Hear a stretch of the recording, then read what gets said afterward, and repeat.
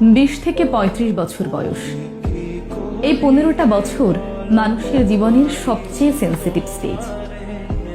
এই সময়টাতে এসে জীবনের রং বারবার বদলাতে থাকে।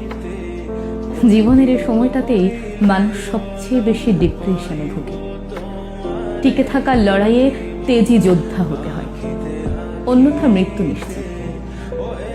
জীবনের এই সময়টাতে এসে আপনি অনেক কিছু উপলব্ধি করতে পারবেন। না চাইতেও অনেক কিছু পরিবর্তন করতে হবে। আর কারো কারো জীবনে পরিবর্তনের মাত্রাটা এতটাই তীব্র হয় যে তারা নির্বাক দর্শক ছাড়া আর কিছুই করতে পারে না। জীবনের এই সময়টাতে বেশিরভাগ মানুষই মাথা নত করে। এই যেমন ধরুন, এই বয়সটাতে এসে আপনি আপনার বাবা কিংবা মায়ের কাছে টাকা চাইতে লজ্জা বোধ করবেন, নিজেকে সংকুচিত করে রাখবেন। আবার ধরুন, আপনি কোনো ভালো চাকরি পাচ্ছেন না, তখন পরিবারের কোনো গুরুত্বপূর্ণ কাজে আপনি কথা বলতে পারবেন না কিংবা সিদ্ধান্ত নিতে পারবেন না। না চাইতেও অনেক কিছু মেনে নিতে হয়, প্রিয়জনকে হারাতে হয়। এই সময়টাতে এসে আপনি চাইলেই হুট করে ট্যুরে চলে যেতে পারবেন না। আপনার পছন্দের প্রিয় ক্যামেরাটা দোকানের বাইরে থেকে কাঁচের ভেতরে দেখেই তৃপ্ত হতে হবে। এই সময়টাতে এসে পরিবারের সঙ্গে বসে চাইলেই আড্ডা দিতে পারবেন না, চাইলেই প্রিয় মানুষটাকে ধরে রাখতে পারবেন না।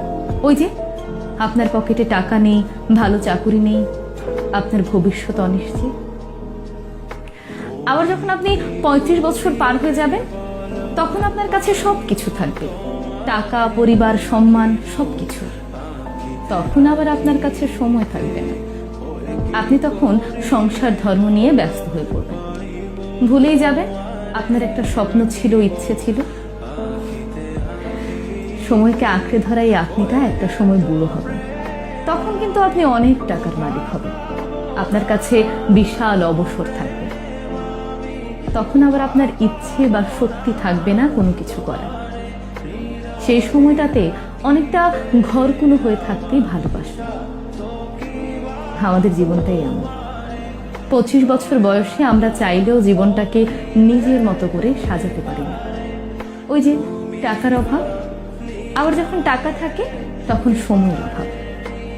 আর যখন টাকা সময় দুটোই থাকে, তখন আমাদের ইচ্ছেগুলো ঘুণ পোকার দখলে।